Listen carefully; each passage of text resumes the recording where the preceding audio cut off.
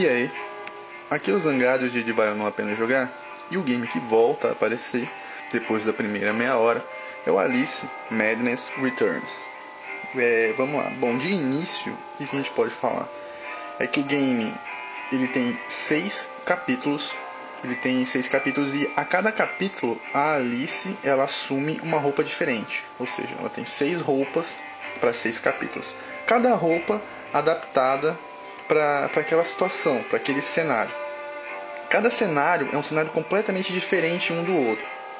Então são cenários com temas diferentes. Você enfrenta basicamente as mesmas criaturas, como eu disse, criaturas inspiradas na viagem de Chihiro e outros animes. O game ele tem aproximadamente cerca de 9 a 10 horas de jogo. O game é exclusivamente single player, então uma quantidade boa de horas de game. Porém tem um problema nisso também, que eu vou falar daqui a pouco. Agora eu vou falar do que é o fundamental e o mais importante em Alice, que é a história. O game ele se agarra muito à história, porque é simplesmente o melhor do game. Então vamos lá, porque a história é bem complexa e sinistra.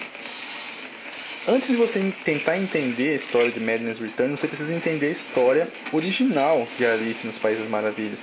O game ele foi criado por Lewis Carroll em 1865, que conta a história que uma menina, ao cair na toca do coelho, é transportada para as maravilhas, né? Só que psicólogos e historiadores que leram a história várias vezes, a história original, a primeira versão, sem ser a versão .0 ou .2, não é sem update, Alice original, eles dizem que o Lewis, ele era na verdade apaixonado pela Alice, que era filha de um amigo dele. E a Alice, na época que ele escreveu nos Países das Maravilhas, ela tinha 3 anos de idade. E depois teve uma outra história que era Por Trás do Espelho, onde a Alice parecia mais velha. Aí você tem que falar, porra, o cara era pedófilo. Sim, o cara era pedófilo. Naquela época, na verdade, pedofilia passou a ser crime alguns anos atrás. Até então, antes, pedofilia não era crime. Era uma coisa tipo assim, era uma coisa que as pessoas sabiam que existia. Algumas pessoas se chocavam, outras não. Mas não era crime. Depois que rolou uma conscientização e passou a ser crime. Apesar de ele apaixonado pela Alice, idolatrar a Alice, ele nunca molestou a Alice nem fez nada. Tipo, por mais que os caras fossem doentios no passado, eles tinham uma consciência de que eles, se fizessem isso, eles iam causar um mal àquela criança. Lógico que tinha casamento de homem de 60 anos com menina de 13, mas assim, eles tinham uma faixa etária de limite para atacar ou não uma criança, ou não uma criança, diferente de hoje em dia, que não há mais limite nenhum. O mundo hoje é só ódio e lixo. Então hoje em dia você vê casos desse tipo de coisa na televisão o tempo inteiro.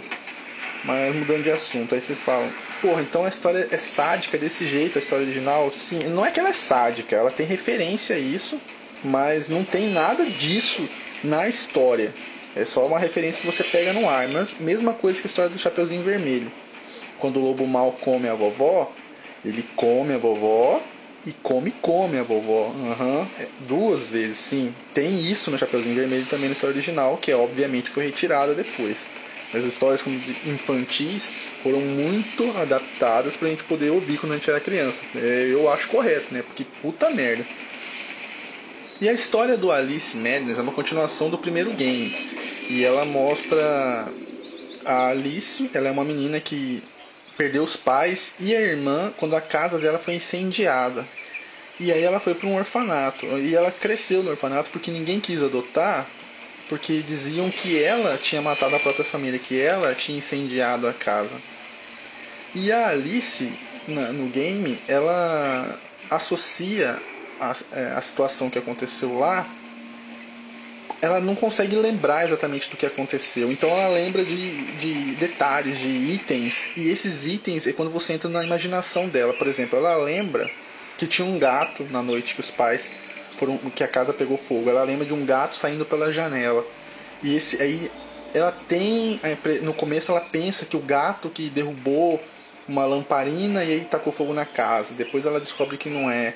Tipo, Então cada detalhe daquele dia, dos últimos momentos dela que ela teve com a família, ela adapta para a visão bizarra da mente dela.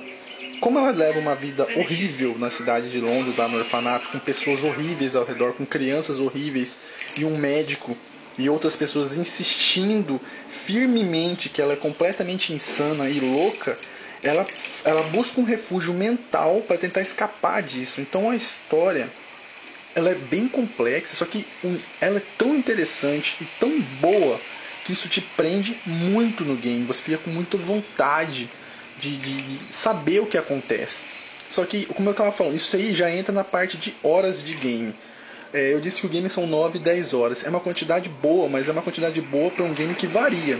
Não é o caso de Alice. Alice, ele é um game plataforma. Eu pensava que ele era um game hack and slash. Não, ele não é hack and slash. Ele tem elementos de hack and slash e tem alguns puzzles.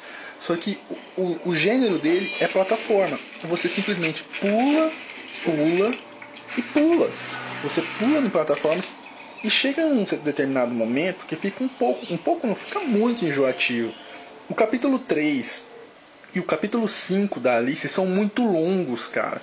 São esticados demais e você fica fazendo as mesmas coisas. Todos os capítulos você vai pular e pular. Só que como a temática muda e os cenários do game, que é uma outra coisa que eu posso falar também, que são simplesmente brilhantes. Eu acredito, tenho muita certeza, estou postando minhas fichas, que no prêmio do Game Awards, a Alice vai ganhar com melhor ambientação. Dificilmente alguém vai ganhar esse prêmio do game. A ambientação de Alice, a direção de arte é nota 1000. Não é 10, não é 100, é 1000. É incrível a ambientação do game. As transformações que acontecem na mente da Alice são incríveis. O jogo é completamente incrível. Então, por mais que você pula, muda o ambiente do game. Só que esse capítulo tem que ter o mesmo tamanho. Como ele estica demais, você fica meio de saco cheio de fazer aquilo. Às vezes, no capítulo 3, tem um momento que você entra dentro de um quadro e aí o game fica 2D em uma pintura. Porra, a primeira vez que você faz isso é bem legal, mas depois das 4 vezes seguidas você já não quer mais fazer isso. Mesma coisa na Casa de Bonecas, que é o capítulo 5 ou 4, não lembro, que é o capítulo das bonecas lá. Que é um tema bem dark, onde você tem um quebra-cabeça que você chuta uma cabeça de boneca e você tem que controlar ela como se fosse um pinball. A primeira vez que você faz isso é legal, mas depois das 3, 4 vezes depois você já não acha mais legal. E eles continuam repetindo os mesmos puzzles que tinha nos outros capítulos, tipo mover umas peças de acordo no espaço, montar uma imagem. Então, e você fica fazendo as mesmas coisas, o que acontece? Como é que é o que eu chamo de síndrome do Teletubby. Você fica de novo, fazendo a mesma coisa, você fica de saco cheio. Então o game, ele tem 9 horas, só que ele podia muito bem passar lindo em 7. Se fosse em 7 horas, estava lindo já o jogo, mas estica, força uma amizade, se fica de saco cheio. O que realmente te prende no game é a história. Se a história do Alice não fosse tão incrível como ela é, eu já disse que ela é bizarra, tem pouca gente que não consegue absorver muito bem essa história, porque ela é bem bizarra. Se a história do game não fosse tão boa, eu vou ser sincero, eu não zeraria o game. Eu teria parado no capítulo 3, que pra mim foi o mais chato. Eu não tava aguentando mais jogar o capítulo 3 pra mudar ele. Aí eu novamente gostei do capítulo 4 e tal. Então eu não joguei a Alice todo dia, porque se eu jogasse todo dia, eu não ia aguentar jogar o game. Porque ele fica chato no decorrer. Você segura na história e toma o barco. A jogabilidade no modo batalha, hack slash, é bem simples e bem legal. Tem armas no game, você pega um cavalinho de madeira, você pega uma xícara, você pega um lançador de pimenta e você pega a boa e velha faca. Você pode dar upgrades, você acha dentes no jogo que você dá upgrades nas armas. A customização, como eu disse, é em cada fase. O gráfico do game é lindo, assim como os cenários, o gráfico é lindo. O detalhe da expressão bonitinha do rosto da Alice, do olhão dela, assim, é muito insano e bizarro. O cabelo dela, cada fio do cabelo dela se mexe com o vento, é um detalhe muito grande, assim como o vestido dela. Os personagens que te cercam da história são bizarros e ao mesmo tempo fascinantes.